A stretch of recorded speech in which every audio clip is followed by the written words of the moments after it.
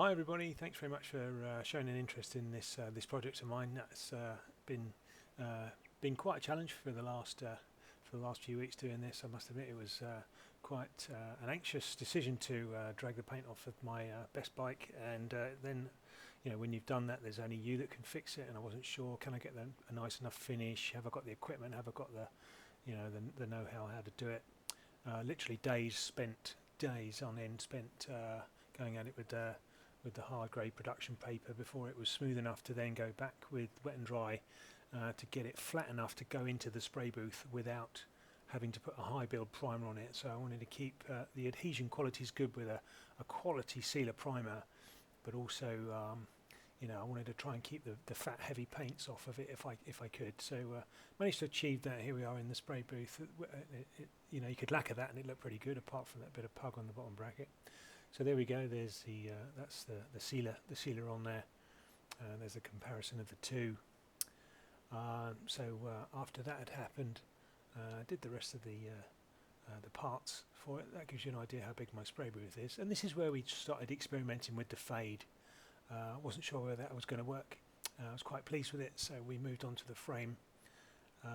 So now we can move through to the bulk part of the video, and again, thanks very much for watching.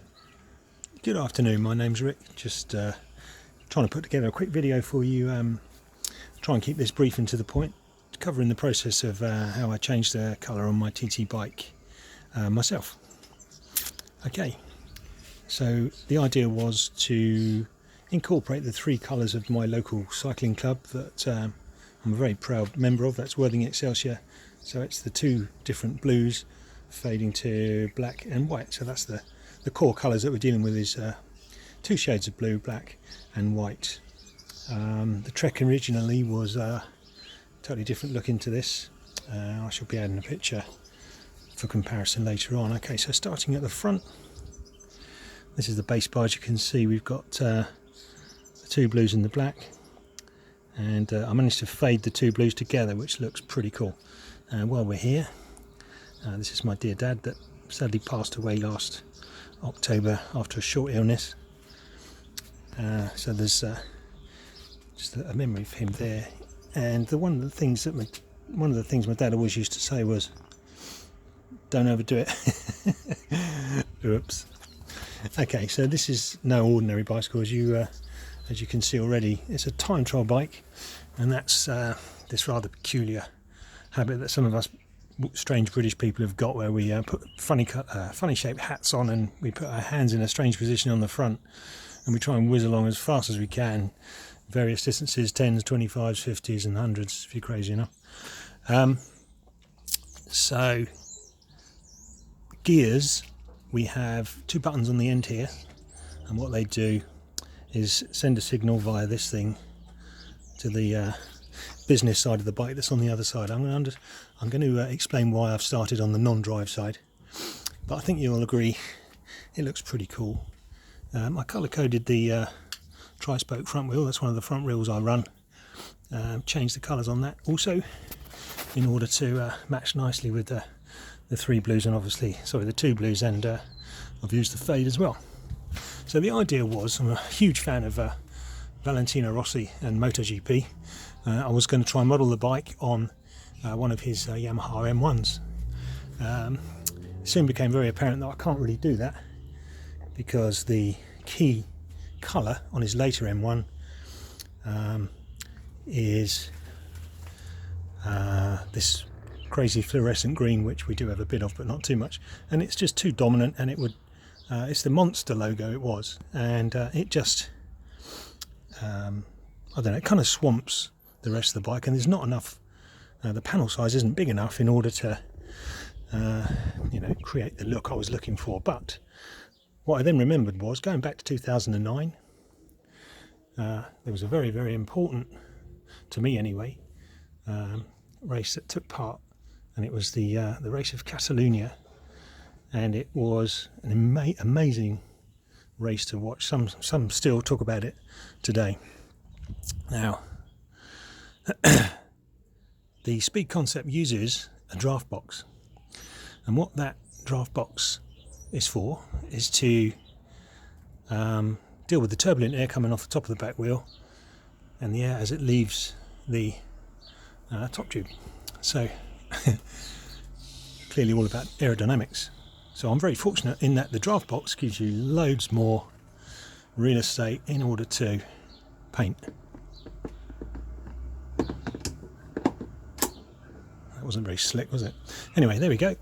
Now we've got a bit more to deal with. So these were the two main protagonists on the day in this incredible race. Google it, it's awesome. Valentino Rossi, number 46, Jorge Lorenzo, number 99. Some people may look at that and think, why is one of the nines blue, not both red? On his later bikes, they are both red, but back in 2009, there was certainly one blue, one red. And this guy really hated this guy. So when he nicked the race from him on the very last corner, on the last lap, and I believe this is Lorenzo Bend, this was just a magical moment.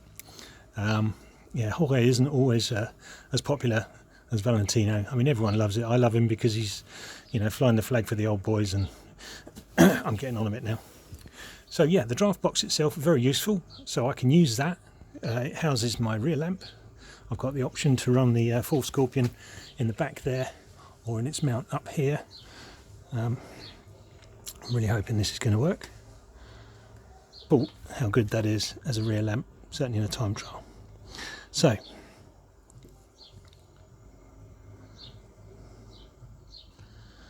that's it, that's turned off. So rear of the bike, Reynolds Element disc. What we need to do now is turn the bike around and show you the business side. So welcome back, here we are, looking at the business side of the bike now. I forgot to mention on the other side, Worthing Excelsior Cycling Club, that's the name of my club. Fading down to the drive, here's the front mech, it's a SRAM ETAP, which is the electronic shifting. So this is a wireless gadget, as is this one. They're both, this can move the chain from the big sprocket to the smaller one, and this one moves the chain on the back.